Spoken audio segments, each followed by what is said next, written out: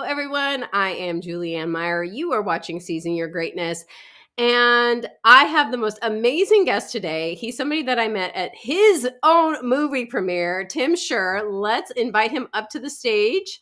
Welcome so much. I'm so glad to have you here with us today. Hi, Julianne. Such a great honor to be on your show and really nice to see you again. It is so nice to see you. Both of us came back from another trip, not feeling 100%. So you might hear it in our voices, but we wanted to show up for everybody that's watching. That's And you know what, Tim? I was so impressed by who you are, how you showed up in your movie, Zero Limits. And I've been stalking you a little bit online. Don't mind me. I promise it's nothing creepy. But I would love for people who maybe haven't done any stalking to know a little bit more about who you are, what you stand for, all the fun stuff. well. So when I was like 19 years old, I was sitting down in a therapist's office, and he said, "Tim, you have what they call generalized anxiety disorder." And I'm Mm. like, "Well, how do you get generalized confidence in order?" Because I knew I had a lot of anxiety and worries and fears and didn't know how to quite get rid of them. I went to school for psychology to figure it out, but it didn't really help much. And he didn't have a good answer for me either. And so I spent the last 36 years of my life trying to figure out, how do we get rid of that deep fear that we're not good enough, that we're not going to be loved, that things are going to fall apart and there's nothing we're going to be able to do to handle it or to prevent it. How do we actually have goals and dreams and then make them come true instead of feeling like you get so close and then it's just another letdown and another disappointment, right? How can we have the biggest goals and ambitions and we get right to it and then we sabotage ourselves? And then it's like, how is this even possible that I would do this again in my relationships or with my health? And Mhm. so I just got really frustrated with a lot of the pop psychology stuff that tells you to just yoga and meditate and do a vision board and everything's going to be okay, because I found that that wasn't happening. And Mhm.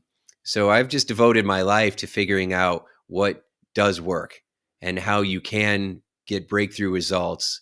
And so most people know me as a celebrity hypnotist or an executive coach, right? But I'm really just someone who's very committed to helping us to live more peaceful, joyful lives instead of being stressed out all the time.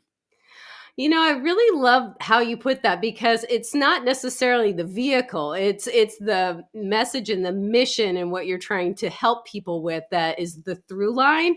And I love that you didn't just take what is common and say, okay, well, maybe I'm just broken. Instead, it's like, okay, let's see, what can I do or what will actually work? And because everybody's different and Mhm. some people need a little bit more. Some people, it's okay if they just meditate. Some people, but I'm Mhm. like you, that is not enough for me. I need a lot more than a vision board meditation to get where I'm going. Well, people So, ask, they're like, "Well, what if that doesn't work? What next? What am I supposed to do next?" And there's not a really good answer for that, yeah. and so, what I found, and I did 16,000 hypnosis sessions over Wow. my 30-year career. Yeah, it was a little insane. I had a lot more hair when I started, and I just really was passionate about, figuring this out, and so I did a lot of sessions with a lot of people, and what I discovered is that we have these deep beliefs in our unconscious mind that we don't know are there. So I work with a lot of high performers now, and they have a great mindset. It's not a mindset issue, it's an unconscious beliefs issue. It's like there's a parking brake that's stuck in our brain, and we don't know the parking brake exists, so we can't free ourselves from it. And so a lot of times when people are doing therapy, it's like cutting the top off of a weed, but you got to Mhm. get to the root of it. And so being able to find the root of this core belief that we have that was developed when we were like 6 years old, and now we're like in our 40s or 50s, and Mhm. we're not making the connection that something happened when I was 6 is still affecting me right now in my business, or in my marriage. Isn't That's not connecting? But I find that that's exactly what's happening.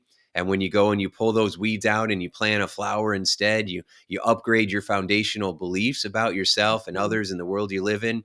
That's when you start seeing the magic happen in your life. I really love those analogies, especially the parking brake, because you could be slamming on the gas as much as possible, but if that parking brake is on. And that's what we do, because we're trained to put our head down and push forward. Uh-huh. slamming on that gas.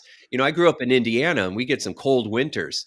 If you hit a patch of ice and you're just sitting there jamming on the gas pedal, you're burning up a lot of fuel, but you ain't Yeah. going anywhere, right? And Exactly. so we got to do it different. No, I agree. I've always had a huge problem with the hustle mentality. I am definitely all for working hard, do not get me wrong. However, smart and in the right way and have it be fruitful. Otherwise, you're just spinning your wheels. Oh my gosh, I love that so much. So, tell us a little bit more about I'm curious in particular. So you're talking about these subconscious beliefs. If you don't even know that they're there, how do you pull that weed out? So it's a little challenging to do it on your own because you can't see your own blind spots, right? As they say, you can't see the label when you're in the bottle.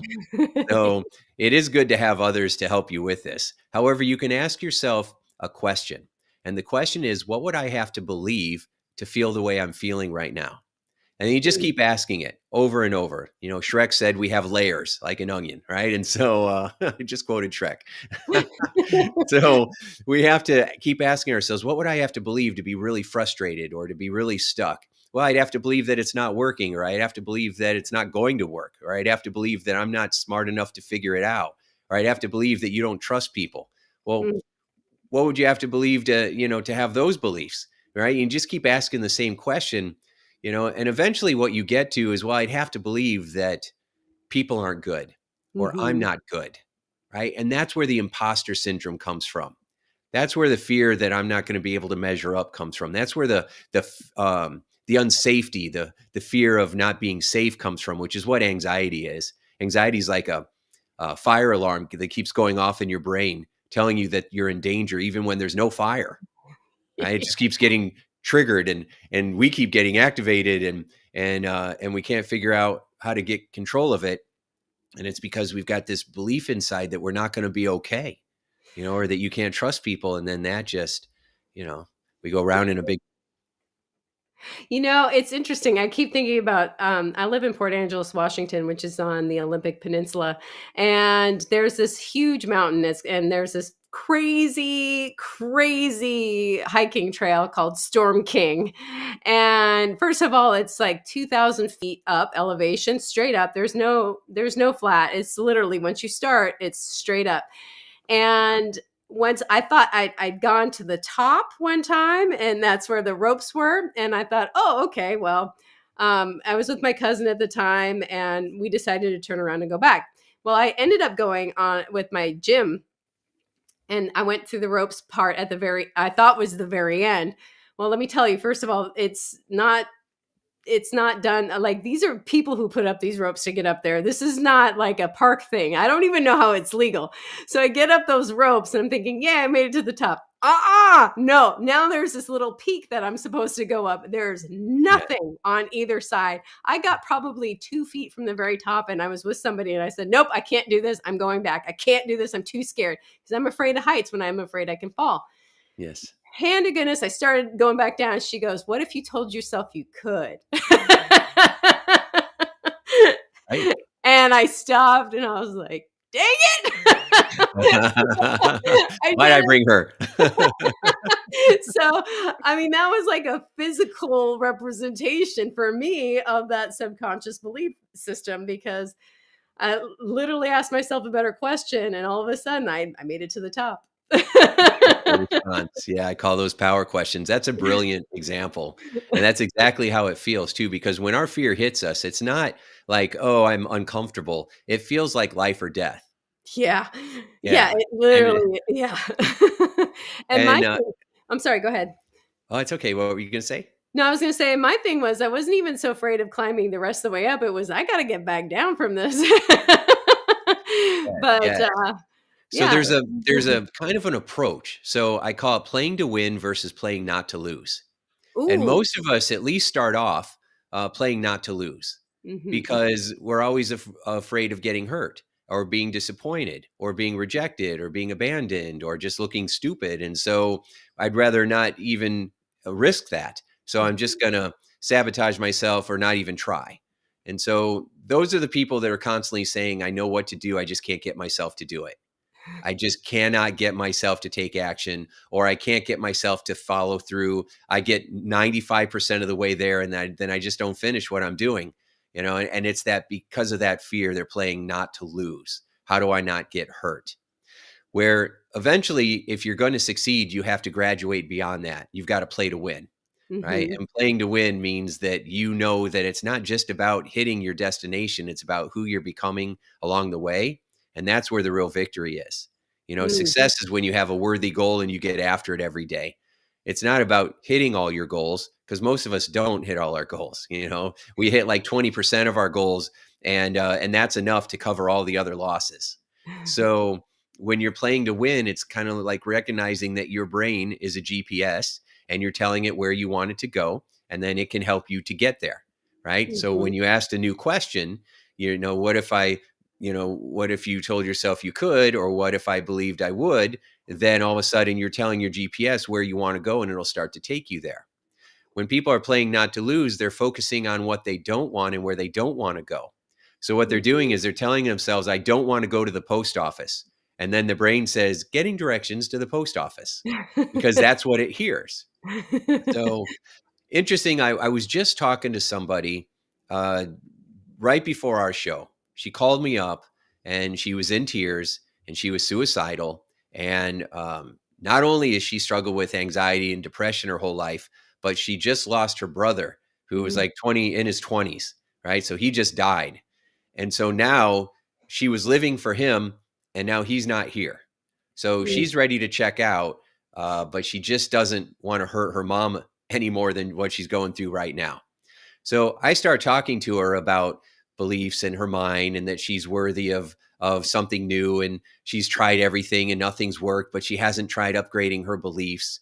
And then I talked to her about her GPS, and I said, do you know what you actually want? Because she knows what she wants to get rid of, but do you actually know what you want? And she said no. And I said, that's why you don't have it.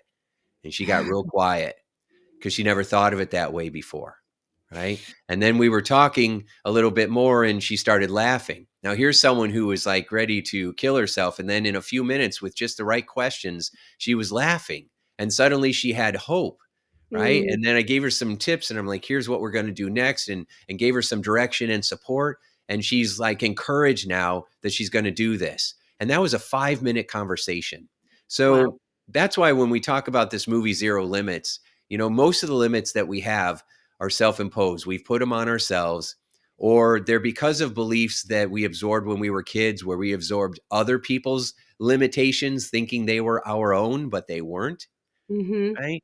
And you have the ability to upgrade how you think, how you feel, how you're behaving, what's going on in your life, the results you have. You have the ability to upgrade them. You just need the right questions, the right tools, and the right support.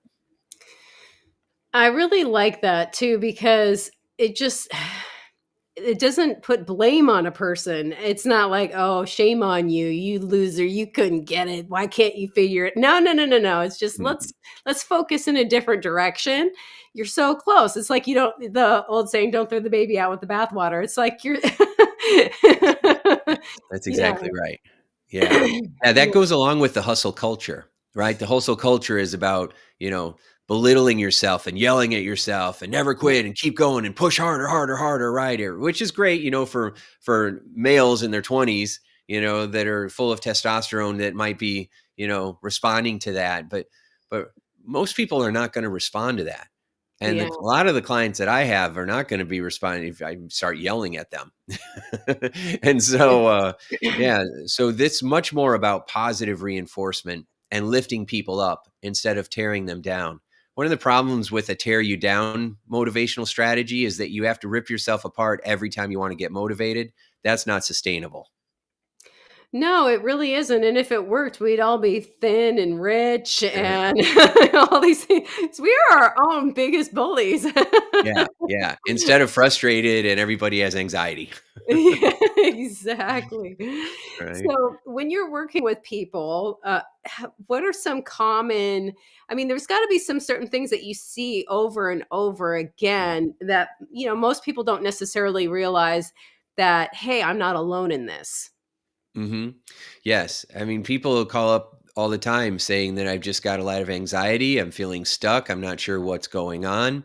Or, I'm trying to change a habit, whether they want to quit drinking or they want to lose weight or they want to stop smoking or they want to get over fears, fear of flying, fear of driving on the highway or bad habits like chewing your fingernails or pulling your hair out. I mean, there's so many challenges that really come back to the same problem, Mhm. this feeling that we're not good enough and we don't know what to do to change that.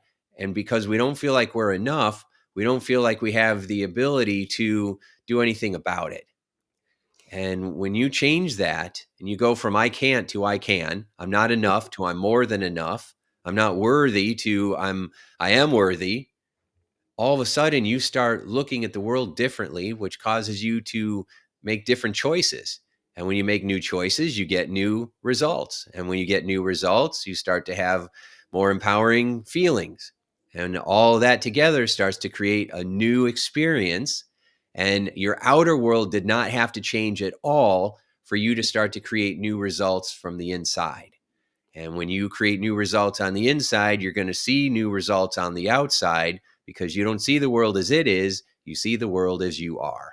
Mm, I love that saying. It's so true. And once you realize that, then it's like, oh, wait, the power is back in my hands. So, Yeah, which sometimes people don't like that. yeah, It's well, easier to just blame everybody and feel sorry for ourselves. That's what I used to do. yeah, I know I've been guilty of that as well. Yeah, That being said, it's also empowering. So, I mean, once again, it turns into how are you going to look at it? Are you looking at it as a not to lose or in it to win it? that's right. That's exactly right. To use Yeah. your terminology. I love that though, because it's so true. How many choices I've made or thinking like this client of yours, um, thinking I know what I want because I know what I don't want, and I confuse the two quite often without realizing that that's not as powerful. But this whole idea too of what we focus on expands, and our brain doesn't necessarily understand the negative. So, Mhm. Yeah, if you say don't kick a dog, yeah, you have to think about kicking the dog first.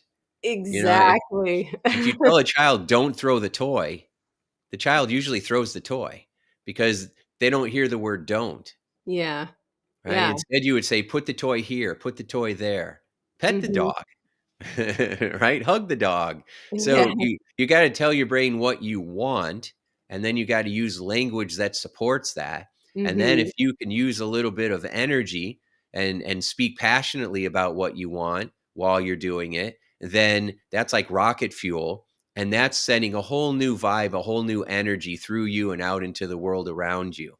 Most of Mhm. the time, people are focusing on what they don't want, like we talked about. And the only time they're really adding emotion to it is when they're stressed. Exactly. The other thing too that I was thinking about, and you brought up a really important word, and that's emotion. And I think a lot of people, when they're doing their visualizations and their affirmations and all these things, there's no emotion behind it either. There's just like they're just saying the words, thinking that that's going to be enough.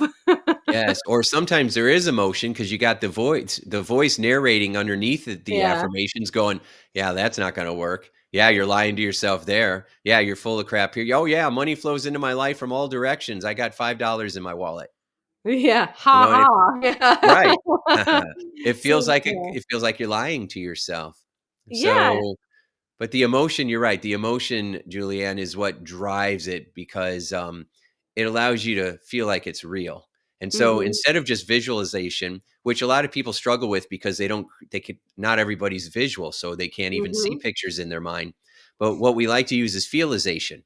Ooh, I So love you that. try to imagine what it is that you want. Let's just pretend that you did have what you wanted, whatever that might be, right? The $1 million, you can go on vacation with anybody and you have a private chef. Okay, that's Mhm. what everybody wants. And of course, I fit in all my clothes, right? Or I have more hair, right? So whatever it is that, whatever it is that we always say we want to be wealthy, and you're like, why? And people always say the same three, answers. And people don't really understand that they just want to feel safe and they want to experience more freedom, to feel Mhm. joyful in life. That's what we really want. You don't have to have a bunch of money for that. You don't have to have any money for that. Yeah. So, but when you're using feelization, you imagine that you already have what you want. And then how does that feel? I think that that's a really good point too, because a lot of the times we want certain things thinking it will give us that feeling without even realizing that's what we're really after. So you just cut out the Yeah. middleman. Yeah. Yeah. That's exactly right. Because a lot of times we sacrifice the, what we want to get what we want. Mhm. So, I want to make a whole bunch of money so I can spend more time with my wife. So I'm not going to spend any time with my wife trying to make all this money so I can spend more time with her.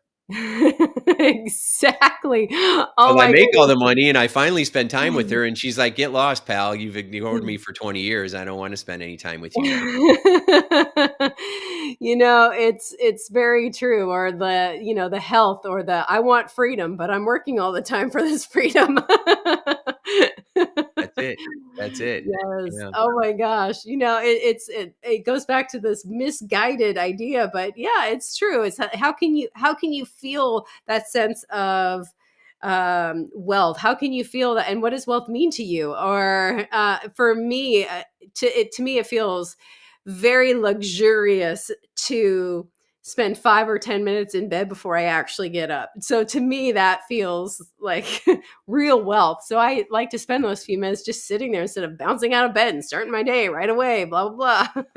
That's probably the most wealth producing activity you do that day. Yeah, probably Yeah, is. because 'cause you're filling yourself with all that joy, and Hmm. then, you bring that joy into your activities, and then it carries through. Yeah. You might even get really crazy and add a couple minutes in the afternoon to just sit on the couch and take a little breather for 5 minutes, and fill yourself up so that you could finish the day strong as well. Exactly. Yeah, why not? Why do we have to wait until the outer things in order to feel feelization? I mean, I just love that Yeah. word feelization. That is such a beautiful word. We are actually running really low on time. We only have about 3 minutes left. I'm just curious. What does it like to work with? What is it like to work with you? And where can we find your movie? Ah, well, it's really fun when we're working together and you get results really quick because the very first session we go and we find the biggest belief, that parking brake, and we remove it, in the very first session. So it's a pretty remarkable experience. It also feels like a mind massage. So you come out of it feeling more peaceful and at ease instead of drained like you might in therapy. So it's very empowering and a lot of fun. You can find the movie on Amazon and Amazon Prime and also on Apple TV. You can also go to zerolimitsmovie.com and check it out there. Oh, that's amazing. Now, I like to ask this question a lot of the time, and since we have a moment, I'm going to ask you as well. What is something you wish I would have asked you that maybe you didn't get a chance to talk about? Actually, I really enjoyed the questions that you did ask because I got to talk about things that I haven't normally talked about, like how we're sacrificing so much of what we want for what we think we need, Hmm. and the fact that we can do it differently. We just don't know it. And so Yeah. being able to watch a show like yours and get these new insights and these new ways of looking at things, new perspective is what it's all about. If you isolate yourself, which is what a lot of us do, we put our head down and we're by ourselves just trying to make things happen. That's the hardest way of doing it and the least Yeah. effective. So I hope people continue to watch your show and subscribe and share it with their friends because this is what it's all about. So I've loved our conversation. Oh, well, thank you. I have too. And it's even better than I could have imagined. And, I've been looking forward to this. Uh, ever since we first connected. So, I just want to say thank you so much for joining us here today. And I popped up your website a few times. I want to make sure that everybody has that. It's also going to be in our show notes so people can reach out to you that way as well. And don't forget to see the movie because I got to see it and it was absolutely phenomenal. There's so much value in watching it, and to walk away inspired and excited, that's the best kind of entertainment or edutainment you can have, in my opinion. That's right. That's right. Yes. Yes. Thank you so much. I appreciate you having me on today. Well, thank you as well. And for those of you who are watching, that is the end of our show, but we want to say enjoy the rest of your week. We will see you again next Thursday. And until then, have a good one. Bye, everyone.